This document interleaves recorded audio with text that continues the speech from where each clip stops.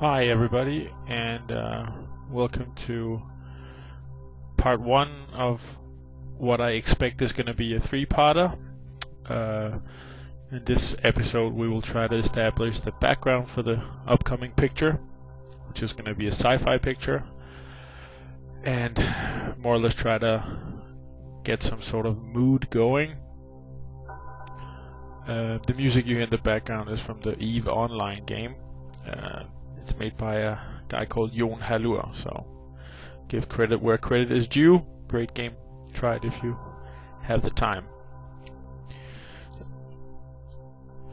What I'm doing is I'm working with quite big brushes, just loosely blocking in color, trying to get a color scheme going. I haven't really made any sketches or anything. I'm just kind of jumping into it. I have some very big watercolor brushes that I sometimes use to just try to get some shapes going. Here I'm trying to make like a star bridge.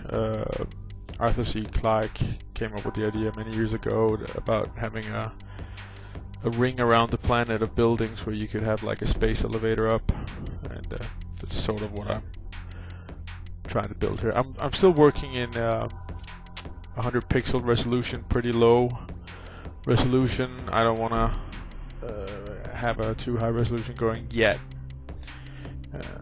I'm now establishing the depth hierarchy, trying to get the space ring behind the clouds, obviously.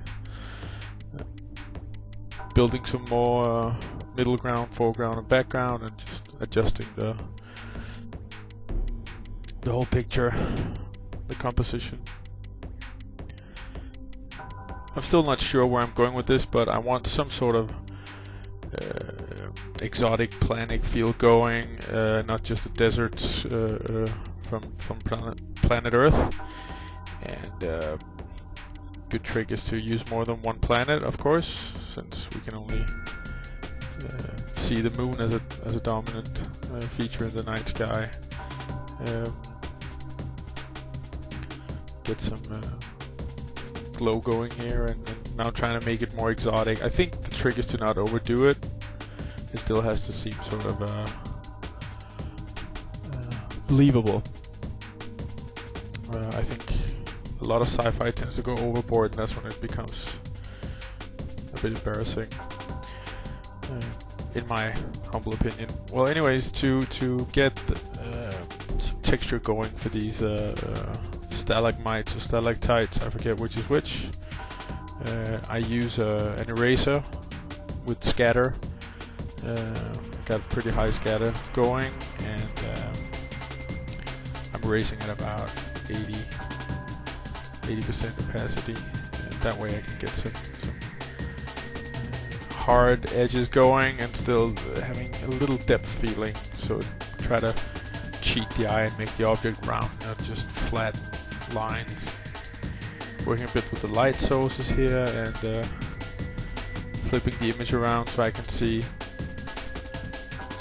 the composition of it. I'm pretty satisfied with where we are at the moment.